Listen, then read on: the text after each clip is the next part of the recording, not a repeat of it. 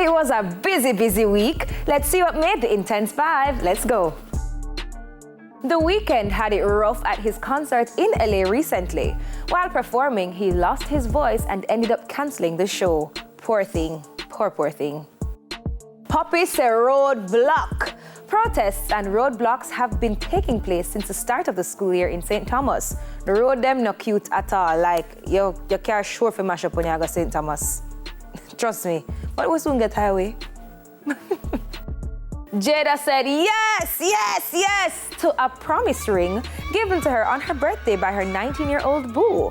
So while we're not sure if Jada knew what it was, her boyfriend clarified everything, saying the engagement ring soon come. All right. Silk Boss was named a person of interest this week after the release of the video where he was beaten. The Portmore police asked him to, turn himself in for questioning. And, when he went in, he answered some questions and left, with his lawyer, of course.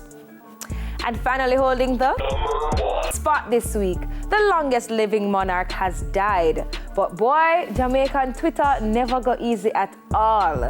Condolences to the royal family. Jamaica, though, has a new king.